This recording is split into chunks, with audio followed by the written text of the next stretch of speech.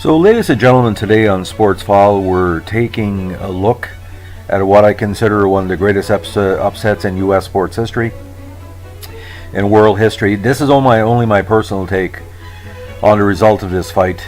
And for a lot of people who already know me, you know I'm a big boxing fan. We're going to talk about Mike Tyson, that invincible fighter for a while.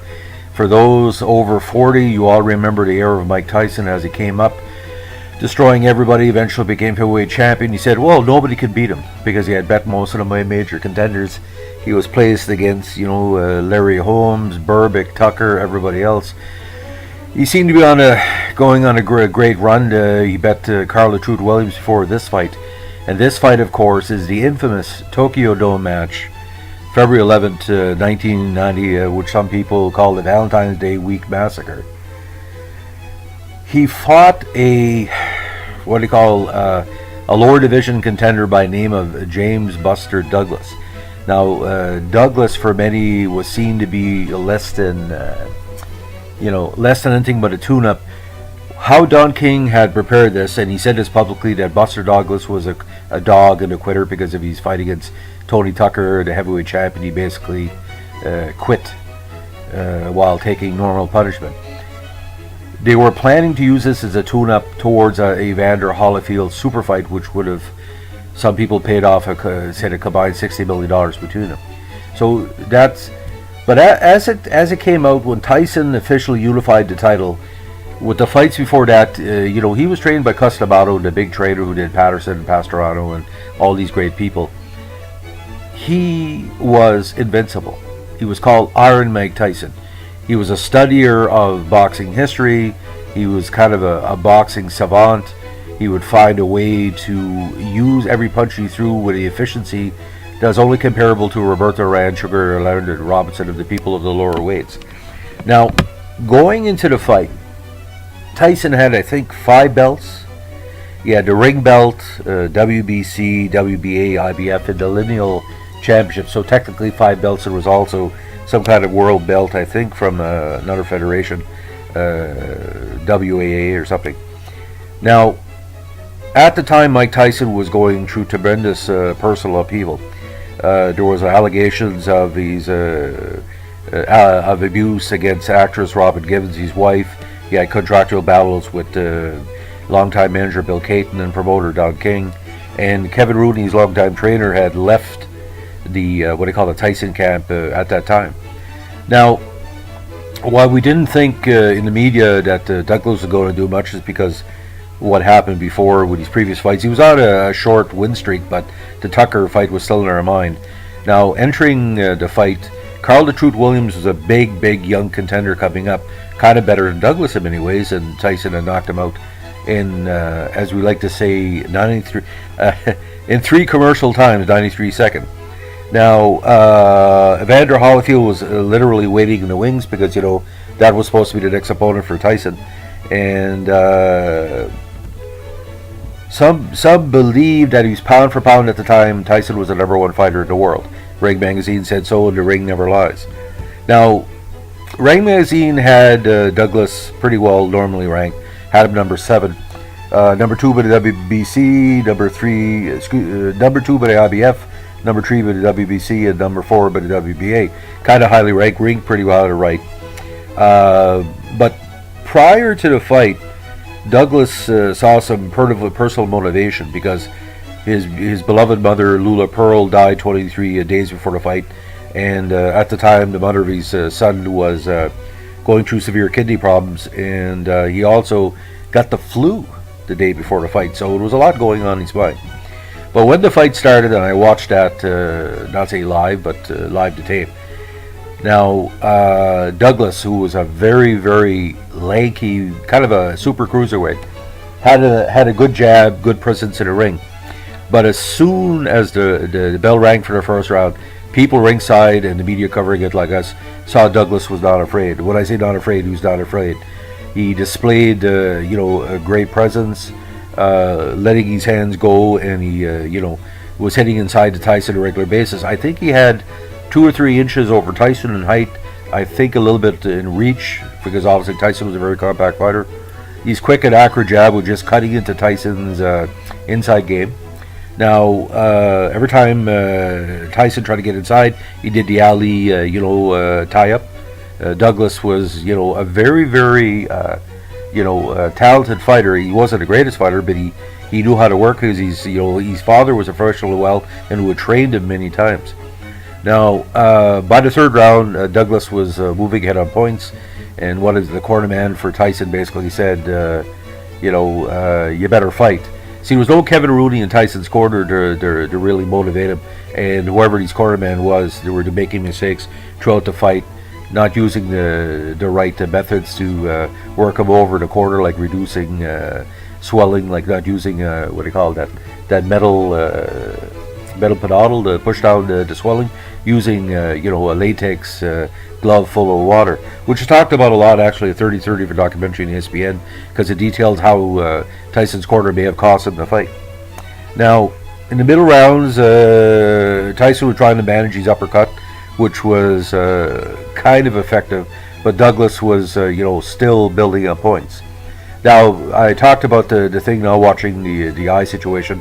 At this point, I think around 5 or around 6, Tyson's left eye began to swell from the jabs, and as any boxer knows, or any following the boxer, if you see your opponent eye swelling, you jab it. Now, they never brought like the end swell or ice packs. Now, at one point, his cornerman actually, his the identification badge accidentally cut Tyson a little bit, and the chain kind of passed across his eye to the other, and Tyson was put off by that, and there was nothing but panic in Tyson's corner because of that and different failures and stuff. Now, as the rounds went on, entering the 8, I had Douglas ahead by 3 points. I think it was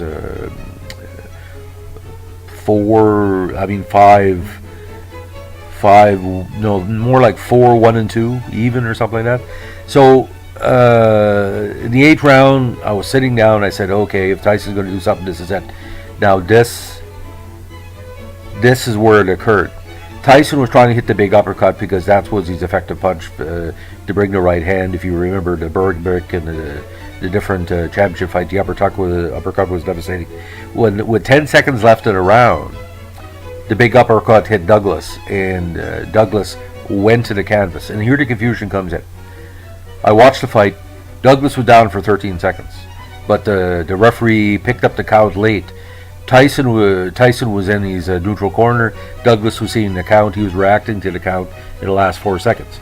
But instead of 10 and out, it was the end of the round where the round would have saved him if he got up. He was watching the count. To me, it was between 13 and 14 seconds, give or take, because Douglas was a big guy. It took him a little bit longer to hit the canvas, but confusion reigned. Now, in the 9th round, Tyson came out to try to finish him off. But Douglas was able to use enough defense to hold Tyson off, and Douglas rebounded later on with a devastating 4-punch combination that put Tyson back in the ropes, and he was staggered, man. He was like on Queer Street. Douglas moved in to try to knock him out.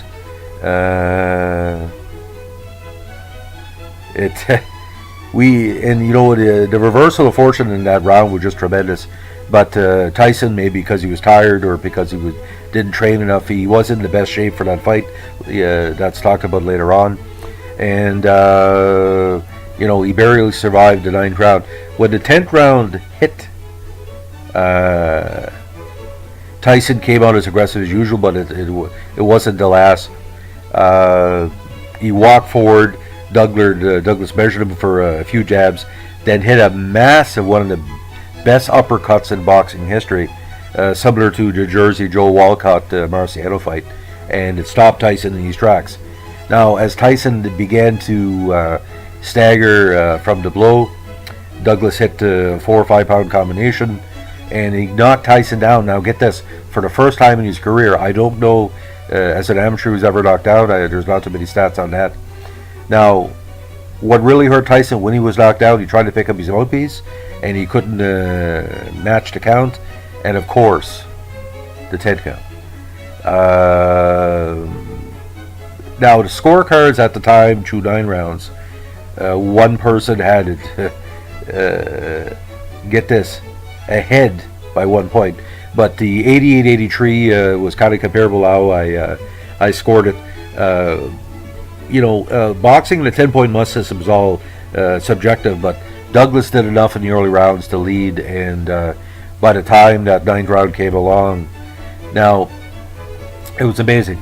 Now, when Douglas was interviewed after the fight, he basically said, hey, it's my mother that motivated me here. And he said, this is for her, which is beautiful because, a mother has motivated many black and white boxers and international boxers through the years, because our parents, especially in the boxing scene, basically are everything to us, because they're the ones that tell us, it's okay to do this, or, Now, after the fight was done, Don King tried to spin it that the result should be thrown out because Douglas had that long count from referee Octavio Barron, who came public and said, I made a mistake, trying to clean up the mess.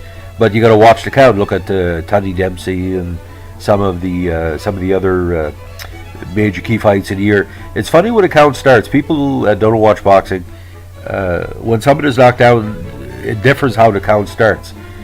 And sometimes the count starts when you pick up the count from the ring, like the ring steward that watches the knockdowns, or it's up to the referee's discretion. Because back in the day, the referee was the only person who could judge a fight, but that changed because of corruption issues and all that. Now, initially, the WBA and WBC agreed to suspend Douglas's belt recognition because of the error allegedly in the knockdown, but the IBF, who was kind of the link of the old, New York style of judging back in the day, he said it was valid. Now, boxing commissions around the world said, no, we can't have this. Douglas knocked him out fair and square, and the protests were withdrawn, and he was finally recognized 4 days after the fight. Now, a lot of fans of Tyson basically said, hey, this is an aberration, we need a rematch. But Douglas went on to fight the number 1 contender, Evander Holyfield.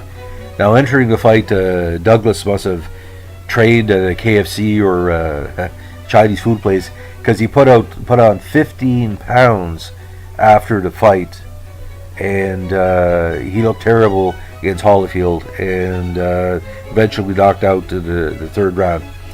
Now, Douglas retired after this fight, but 6 years later he mounted a comeback, and he almost died of a diabetic coma. Like, he had health issues for years. He won a few fights against journeymans, but by 1999 his career was done. But there was talk about a Tyson-Douglas rematch back in the 90s, but he never fought again. But after this, Tyson's life kind of evolved and derailed in many ways. He basically, in 1991, was convicted for raping a beauty pageant contestant called Desiree Washington. Now, he served several years in jail, was released from prison with his what they call his power legacy still followed by many boxing fans. Now, he regained the WABA and WBC titles, but then again, the controversy occurred again. He fought Holyfield and lost the title, and then fought Holyfield a rematch, and he lost his mind and chewed Holyfield's ear off, which led to disqualification. Now, Tyson had some success in his later career, but it pretty well all ended with a title loss against Canadian UK champ, world champion for Canada UK, Lennox Lewis, in 2002. Now, 2005, he retired from boxing, but his career has resurfaced in recent years as an actor, a reality star. But Tyson has always been a person of great talent, but mentally ill to a factor. He is functional, but he suffers from different forms of depression and issues. But he's getting better, and I think he's keeping on the straight and narrow, which is great. I bless any person who's going through mental health issues and try to work on it, because it's sometimes a long road back. Don King, to me, was the big negative catalyst in the whole situation, and now that boxing is way down, I'm glad of it in only one way, that Don King's not involved in the various drama and stuff like this, because without Don King, these fights wouldn't have happened. But you had Bob Arum as well. But I really think Don King is to blame for all of boxing's woes at that time. So it took people that were mentally ill or needed help or were physically or mentally not capable of giving the best fight possible. How a boxer was abused, what they call tomato can contenders that King used to promote. Now, the boxing, what they call downturn, which I really think started with the Lewis Tyson fight ending and with the Russian dominance of the heavyweight title for a while and all that. It's hard to believe in 2019. Let's say you're a 23-year-old guy or girl who watches MMA, and you meet somebody in my age group in their 50s and said, hey, this is crazy. This is nothing compared to Tyson Douglas. And he said, who's Tyson Douglas? I said, Mike Tyson, Buster Douglas. From 1971 or 72 to about 2002, 30 years, every major sports channel in the world put boxing prime time. All the great contenders, from Duran all the way to Chris Eubanks to Vinny Paz and everybody else, to Tyson and all the great heavyweight fighters. Heavyweight fighting was like a movie of the week. There was always something going on. In 2019, we're nothing. Why? I really don't know. Maybe because Mike Tyson had 3 strikes, you're out, and everybody stopped watching because of Mike Tyson. Roberto Duran got old, Leonard got old, Marvin Hagler, all these great fighters. But as it stands right now, Tyson was the last pure king of the boxing era, which I think, what I call the modern boxing area, like I said, 72 to about 2002, 2004. As a sports editor, journalist, I would write about boxing back then in my columns for the Dalhousie News, Campbellton Tribune, the Cataract, the Bugle, whatever. I would sell papers. If I tried to promote boxing now, you could say, who are you talking about? The TV saturation is not there. The major network promotion is not there. There's no Mike Tyson. There's no Evander Holyfield. Because Holyfield was sort of like how can I say this? Sort of like the George Foreman light, a nice guy, Christian guy, But there's like the Tyson ruled the heavyweights. The sooner heavyweights went down, and people say, well, what about Manny Pacquiao and Floyd Mayweather and all that? Mayweather is a punk. In the words of our great announcer, if I was 30 years old, younger, I'd kick his ass. If I was 30 years younger, I'd kick his ass, sure, because he's no good for boxing. Never has, fighting against MMA people. Manny Pacquiao was one of the last links to the classic, like Pacquiao, Duran, the connection. But if you have a chance, go on YouTube, see the 30 for 30 documentary ESPN did. It's not a full documentary because it only is an hour. It just touches on some of the, what they call the crib notes. But watch the whole Tyson Douglas fight. Make yourself a pizza, get yourself a case of beer, case of pop, whatever, and watch it. And judge it for yourself. It's very interesting to see. Imagine if you watch Wayne Gretzky against, I don't know, Philadelphia Flyers 1982. And in one game he scores 7 goals. The next game against Toronto Maple Leafs, he can't even get a shot. That's how dramatic it was. It's like watching a 1982 Wayne Gretzky off the score sheet. Tyson was like mentally like unfocused. I don't think he was on drugs. He just basically, maybe his depression was kicking in and he felt the pressure of the belt. But for me, like I said, Buster Douglas, it's not the greatest sports upset of all time because, there's always something that could top it or whatever. But he was the greatest overachiever of all time, in my opinion. Nobody expected him to hold anything but a North American, or like what they call interim championship, WBC. For him to win the title means dreams can come true. If anybody tells me he can't do anything, I say, look at Buster Douglas. If you're giving a chance, one chance, you can do it. That's what boxing used to be all about. Now boxing is just, I don't know what it is. Because I don't follow it. Anyway, on this great day, we wish you happy days, and as we like to say in the boxing business, keep punching, Apollo. Have a good one. Bye.